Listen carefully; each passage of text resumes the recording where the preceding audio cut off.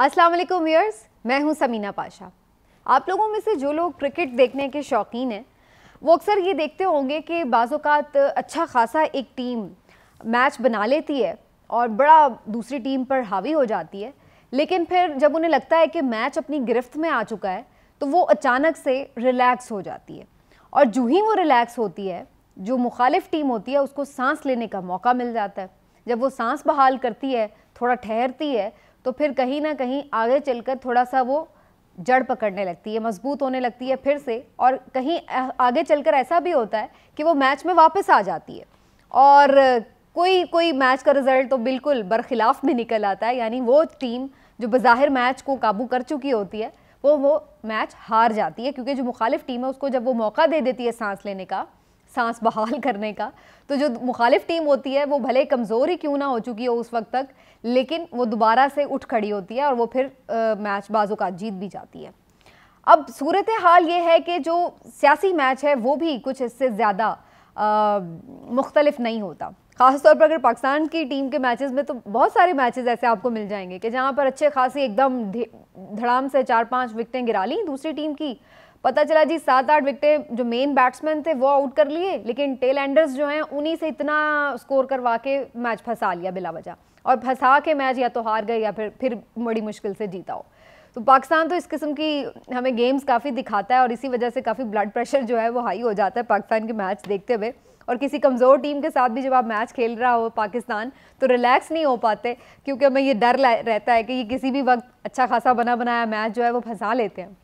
लेकिन बहरहाल आज मेरी गुफ्तगू का मौजू कोई क्रिकेट मैच नहीं है, मैं तो इसको सिर्फ सियासी मैदान में एक मवाजने के तौर पर पेश करी हूँ। बिल्कुल यही सूरत हाल इस वक्त इमरान खान साहब के सियासी मैच की चल रही है, जो कि उनका बैक वक्त हुकूमत और रियासती मुख्तलिफ इदारे पूरे सिस्टम इस्टेब्लिशमेंट के साथ चल रहा है। और इस मैच में इमरान खान साहब, चाहे वो क्रिकेट का मैच हो या फिर वो सियासत का मैच हो, उनका जो एक नज़रिया और जो एक लॉजिक होती है, जो स्ट्रैटेजी होती है, वो हमेशा ये होती है कि जब आप मुखालिफ को गर्दन से पकड़ लें तो फिर उसको ब्रीदिंग स्पेस ना दें, उसको कहीं पे भी गिरफ्त लूज़ ना करें, क्योंकि जो ही आप ये गिरफ्त लूज़ करते हैं तो वहीं पर उसको मौका मिल जाता है कि वो अपनी सांस बहाल करे और उठकर खड़ा हो जाए। इसको बिल्कुल आप ये कह सकते हैं कि फिर मुक्के पे मुक्का उस वक्त तक बरसा दें कि जब तक कि मैच आप जीत ना लें। यही सूरत हाल है इस वक्त सियासी मैच की, कि जहाँ पे इमरान खान साहब ने जब पूरा प्रेशर डाल दिया है सिस्टम पर, इस हद तक डाल दिया है कि अब जो सिस्टम है वो उनसे बात करने पर मजबूर हो रहा है, वो उनको इररेलेवेंट नहीं कर पाया अपनी ख्वाहिश के बावजूद। अगरचे केसेस भी इसीलिए बनाए गए थे, सब चीज़ें, प्लान तो पूरा तैयार था कि कैसे इमरान खान साहब को माइनस करना है, इररेलेवेंट करना है, लेकिन हुआ क्या? हुआ ये कि इमरान खान साहब इस वक्त सेंटर ऑफ द स्टेज बन गए हैं, सेंटर पॉइंट बन गए हैं पाकिस्तानी सियासत का और फ्यूचर का भी, जिसके इर्द गिर्द हर चीज़, हर फैसला घूम रहा है। और अब इस पोजीशन में आ गए कि जब वो हर तरफ से घेरा डाल चुके हैं, तमाम तर मुखालिफिन को नाक को चने चबवा चुके हैं, वहाँ पर अब वो नहीं चाहते हैं कि किसी भी किस्म की कोई ब्रीदिंग स्पेस देकर वो ये मैच से अपनी गिरफ्त जो है वो किसी भी तरह लूज़ करें। कहते हैं ना, घुटना उस वक्त तक रखें जब तक कि पूरे रेसलिंग में होता है ना 10 गिनने, वो जब तक वो पूरी काउंटिंग ना हो जाए तो तब तक वो उठने ही ना दें आप मुखालिफ को। तो यही सूरत हाल इमरान खान साहब की है। ऐसा इमरान खान साहब 2-3 वजूहात की बिना पर करते हैं। एक तो पहली वजह ये है एतमाद की कमी, इमरान खान साहब में नहीं बल्कि इमरान खान साहब की इस सिस्टम और इससे जुड़े लोगों पर एतमाद की कमी। इमरान खान साहब को ये लगता है कि अगर वो किसी भी तरह बातचीत करके या किसी भी तरीके से उन्हें इंगेज करने की कोशिश की जाए तो इस सूरत में उनके साथ धोखा हो सकता है और उनको कोई लॉलीपॉप दे के जो उनका प्रेशर है, मोमेंटम है, उसको तोड़ा जा सकता है और उसके बाद फिर मतलूबा नताइज को रोका जा सकता है। यानी इमरान खान साहब को पहले कह दिया जाए कि हाँ हाँ ठीक है जी, ओके ओके, और उसके बाद जब इमरान खान साहब किसी एक बात पर अग्री कर जाएं तो फिर उसके बाद मोमेंटम टूट जाए, तो उसके बाद फिर वहाँ से मुकर जाए ये सिस्टम। तो वो इस वजह से यहाँ की जो शख्सियात हैं, अहम शख्सियात, उनके ऊपर ट्रस्ट करने को तैयार नहीं है और वो ये कहते हैं इसीलिए कि पहले आप कोई सॉलिड अनाउंसमेंट करें तो फिर उसके बाद आगे चीज़ों को बढ़ाया जा सकता है। तो एक वजह तो मैंने आपको बता दी कि वो है कमी एतमाद की, जो कि उन्हें इस सिस्टम पे नहीं है, इस गवर्नमेंट पे नहीं है, इस वक्त जो इस्टेब्लिशमेंट है उसके हवाले से नहीं है। दूसरी जो चीज़ है वजह वो ये है कि जो इनके मुखालिफिन हैं वो चूँकि बहुत पुराने घाघ तजर्बाकार सियासतदान हैं, जो ना सिर्फ ये कि वक्त पड़ने पर गिरेबान पकड़ लेते हैं बहुत ज़्यादा तुंदो तेज़ जुमले दाग देते हैं, बल्कि वक्त पड़ने पर पाँव भी पकड़ लेते हैं। तो हर तरह का आर्ट उनके पास है। तो इमरान खान साहब नहीं चाहते हैं कि मुखालिफिन किसी भी इस तरह की ब्रीदिंग स्पेस का फ़ायदा उठाकर कोई अपने लिए नई जो डील है वो बनाने में कामयाब हो सकें। और तीसरी वजह यह भी है कि इमरान खान साहब नहीं चाहते हैं कि ये जो गोल्डन चांस है उनके पास इस वक्त कि वो अपने करियर की मकबूलियत की इंतहा को पहुंच चुके हैं, तो वो नहीं चाहते हैं कि वो इस टाइम पीरियड पर कोई डिले लेकर उसका मौका भरपूर जो वो उठा सकते हैं वो ना उठा सकें। अगर इस वक्त इलेक्शन होता है, उन्हें पता है कि वो क्लीन स्वीप कर सकते हैं, 2/3 मेजॉरिटी ले सकते हैं, कोई प्रॉब्लम नहीं है उनके लिए इस वक्त इलेक्शन जीतना। लेकिन क्या 4-8 महीनों के बाद ये सिचुएशन बरकरार रहती है? पाकिस्तान में इतनी तेज़ी से चीज़ें होती हैं कि यू कैन नॉट से कि उस वक्त तक यही सिचुएशन होगी। तो इमरान खान साहब इसलिए भी नहीं चाहते हैं कि ब्रीदिंग स्पेस मिले, क्योंकि उन्हें मालूम है कि इस वक्त सबसे ज़्यादा एडवांटेज जो है वो पॉलिटिकल इलेक्शन होने का वो उन्हीं के हक में जाएगा। तो इसलिए भी वो ये नहीं चाहते कि वो ब्रीदिंग स्पेस दें इस सारे सेटअप को। अब सूरत हाल ये है कि इस सारे प्रेशर में जब ये बातचीत की बात चल रही है कि जी कोई अहम मुलाकातें हो गई हैं वाने सदर में और डील की कोई बात तय हो गई है, उसके हवाले से मैंने पिछले व्लॉग में भी आपसे जिक्र किया था। लेकिन सवाल यहाँ पर यह पैदा होता है कि अब इमरान खान साहब ने प्रेशर तो बिल्ड कर दिया है, लेकिन अब इवेंचुअली अगला लाहेमल क्या वो लेने जा रहे हैं।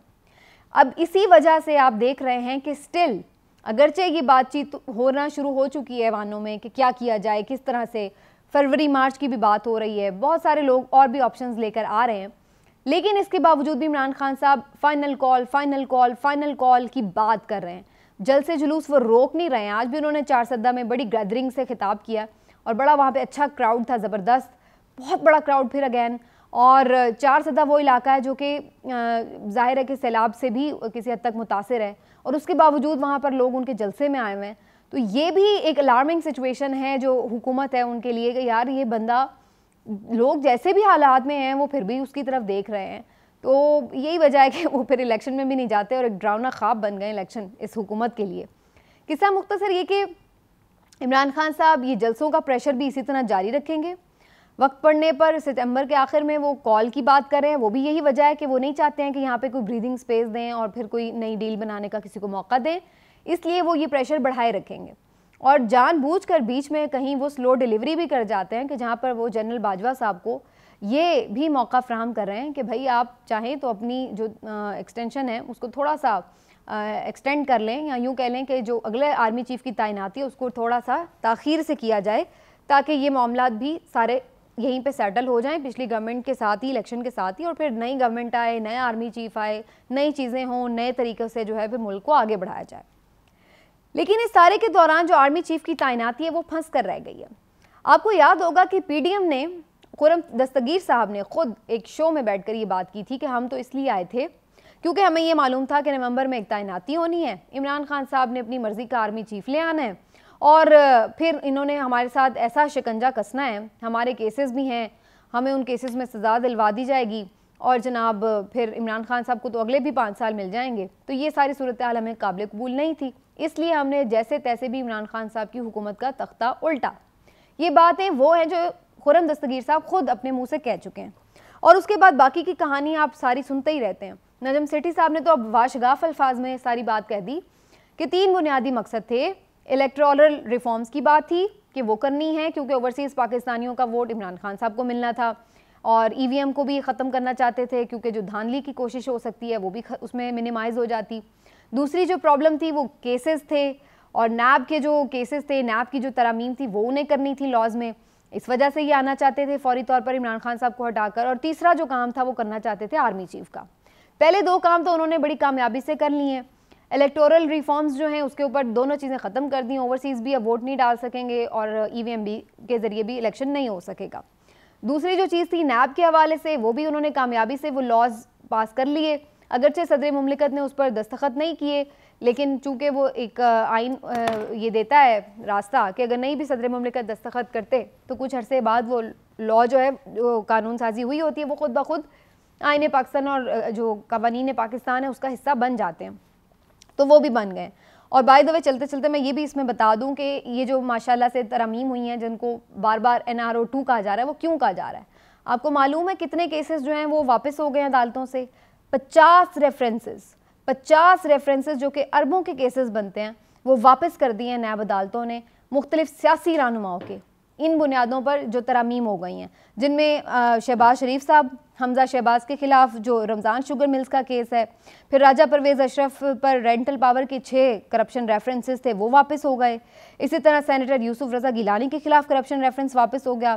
सरदार मेहताब अब्बासी, सेनेटर रुबीना खालिद, सलीम मांडवी वाला जो ये पीपल्स पार्टी के रहनुमा है, एजाज हारून साहब, इन सब के जो केसेस हैं वो वापस हो गए। तो ये तो बड़ा कामयाबी से इन्होंने कारनामा किया कि अपने केसेस को ख़त्म करवा लिया इस तरह से कि नैब मुकदमात ही ख़त्म हो गए जब उनके वो दायरा इख्तियार से ही उन चीज़ों को बाहर निकाल दिया जो उनके केसेस थे। और तीसरी जो चीज़ करने आए थे वो ये आर्मी चीफ की अपॉइंटमेंट थी। अब मज़े की बात यह है कि वो काम जो करने आए थे उस काम के मौके पर सबसे ज़्यादा सर पकड़ के बैठ गए। उसकी वजह भी बुनियादी तौर पर यही है कि जो अनएक्सपेक्टेड सिचुएशन बनी है सारी, उसमें अब खुद जो हैंडलर्स हैं, न्यूट्रल्स हैं, इस गवर्नमेंट को बैक करने के लोग हैं, वो खुद परेशान हैं क्योंकि इनसे कोई चीज़ भी नहीं संभाली गई। ना तो ये पब्लिक सपोर्ट हासिल कर सके, ना ये इमरान खान साहब का तोड़ निकाल सके, और ना ही ये मईशत को संभाल सके। और मईशत जब इतनी बुरी हालत में चली गई है कि अब इस गवर्नमेंट का कंटिन्यू करना खुद पाकिस्तान की जो साख है, जो उसकी सालमियत है, उसके ऊपर जो है वो एक प्रॉब्लमेटिक सी सिचुएशन बन गई है। जो रिपोर्ट्स आ रही हैं आलमी इदारों की, जिसमें आलमी बैंक की रिपोर्ट आप देख लें, IMF की रिपोर्ट देख लें। IMF की रिपोर्ट तो ये भी कहती है कि आने वाले दिनों में खुदा न खास्ता पाकिस्तान में कोई दंगे फसाद हो सकते हैं, इस तरह के जो हालात हैं माइशत के हमारे। और आलमी बैंक अभी तक कह रहा है कि पाकिस्तान तो बिल्कुल डिफ़ॉल्ट के करीब है। और ये हमें कहानियाँ सुनाई जा रही थी कि जी IMF की आपको जब डील मिल जाएगी तो उसके बाद दोस्त ममालिक भी कोई ख़जानों के मुंह खोल देंगे, बड़े हमें पैकेज मिल जाएंगे, बड़ा हमें सांस आ जाएगा। हुआ क्या, 1 रुपया 1 चवन्नी नहीं किसी ने दिया आपको। और उसके बाद सूरत हाल अब ये है कि वो डॉलर जो कि ये कहा जा रहा था कि IMF की डील के बाद वो थोड़ा सा नीचे आ जाएगा, रुपया मुस्तहकम हो जाएगा, ऐसा भी कुछ नहीं हुआ। उल्टा रुपया हर रोज़ चुपके चुपके 2-2 रुपये गिरता जा रहा है, डॉलर बढ़ता जा रहा है। तो कोई भी चीज़ ये हुकूमत कर नहीं पाई है। और आपस में अब इनके इख्तिलाफात भी होना शुरू हो गए। अब इनके लिए भी इलेक्शन जो में जाना ही वाहिद हल है, लेकिन अब ये चाहते ही हैं कि उससे पहले जो आखिरी काम जो रह गया इनका अपॉइंटमेंट वाला, वो भी ये कर लें। अब उसके लिए इमरान खान साहब की तजवीज़ अपनी जगह, लेकिन ख्वाजा आसिफ साहब ने आज बड़े ही उतरे हुए चेहरे के साथ प्रेस कॉन्फ्रेंस की। तो उन्होंने कहा कि जी हाँ, ये आपसे कौन पूछ रहा है, और ये तो शहबाज शरीफ साहब करेंगे। और शहबाज शरीफ साहब, खुर्रम दस्तगीर साहब कह रहे हैं कि नवाज शरीफ साहब की मुशावरत से करेंगे, जिसके लिए अब शहबाज शरीफ साहब लंदन जा रहे हैं। वहाँ पर वो उन साबिक वज़ीर आज़म मियां नवाज शरीफ साहब से मुशावरत करेंगे। वो शख्स जो कि पाकिस्तानी अदालतों से भागा हुआ है, अभी तक उनके सामने सरेंडर नहीं कर रहा है, और वो शख्स जो कि बीमारी का बहाना करके गया था, अभी तक वापस नहीं आया, वो फिर उनकी मुशावरत से होगा। और उसके साथ साथ ये भी कि जनाब जरदारी साहब और मियाँ साहब की इस मामले पर भी एक इख्तिलाफी राय है। जरदारी साहब उस शख्सियत के शायद हामी नहीं हैं जो कि मियाँ साहब जिनको अपॉइंट करना चाहते हैं। तो इस मौके के ऊपर भी चीज़ें जो हैं वो इख्तिलाफ का बाइस है। और ऐसे में इमरान साहब ने भी एक ज़बरदस्त कार्ड खेल दिया, जो कि अब अगर एक्सटेंशन की बात होती है तो वो भी इन लोगों के लिए काबिल कबूल नहीं है। ये वही आर्मी चीफ़ हैं जिसके बारे में ख़ुद मियाँ साहब ने कहा था कि ये गंद आपका फैलाया हुआ है, आपने मेरी अच्छी भली चलती हुकूमत को चलता किया था। तो अब उन्हीं आर्मी चीफ़ को मज़ीद एक्सटेंशन देना, जिसके बारे में मरीम नवाज़ साहिबा कह चुकी हैं कि ये हमारा सबसे बड़ा गुनाह था, तो क्या वो मज़ीद एक्सटेंशन देंगे उनको या क्या करेंगे? ये बड़ी दिलचस्प सूरत हाल है। लेकिन अब नज़र यही आ रहा है कि ये सारी जो गेम चलाई गई थी इसका ड्रॉप सीन होने को है। ये जो शहबाज शरीफ साहब का दौरा है लंदन का, ये बहुत सारी चीज़ों को हमें यूँ कह लें कि वाज़े करता हुआ नज़र आएगा। वो हुकूमत जो अभी तक इन इलेक्शन से आ रही है, इस दौरे के बाद हमें पता चलेगा कि क्या अब इनके लिए मज़ीद सस्टेन करना बाकायदा रहा है वाकई, या फिर ये यही चाहते हैं कि हम रहें और फिर हमें कान से पकड़ के निकाला जाए, ताकि कम से कम और कोई बयानिया तो हम ले जा नहीं सके कि हमने बड़ा अच्छा परफॉर्म कर दिया, ये हो गया वो गया। तो कम से कम ये बयानिया तो हम लेके जा सकें कि देखिए जी अब हम परफॉर्म करने ही वाले थे, हमारे साथ तो धोखा कर दिया, मुश्किल फ़ैसले हमसे करवा लिए, और ये वैसे काम शुरू हो गया है, ये रोना धोना शुरू हो चुका है कि जी मुश्किल फ़ैसले हमसे खलवा लिए, जहर हमने खा लिए और हलवा जो है वो नियाजी साहब खाएंगे। तो अब ये रोना धोना शुरू हो चुका है। अब ये यही बयानिया लेके जाना चाहते हैं कौम के पास, और इसी वजह से ये बज़द हैं कि हमने इलेक्शन नहीं कराना, कि किसी तरीके से इनकी गवर्नमेंट को चलता किया जाए, और जिसके बाद फिर ये मजलूमियत वाला कार्ड लेके लोगों के सामने जा सकेंगे। अब तो हमने परफॉर्म करना था मुश्किल फ़ैसले करने के बाद, लेकिन फिर हमें मौका ही ना मिल सका। तो बहरहाल अवाम सब देख रहे हैं, बेवकूफ़ नहीं है, उन्हें मालूम है कि कौन क्या खेल खेल रहा है, और किस तरह से खेल रहा है, और इसी वजह से वो अपना वाज़ेह फ़ैसला नज़र आ रहा है कि लिए हुए हैं, और आगे भी उन्हें जब मौका मिलेगा तो ज़ाहिर है वो अपना फ़ैसला देंगे। आज के व्लॉग से इतना ही, फिर मिलेंगे। अल्लाह हाफ़िज़।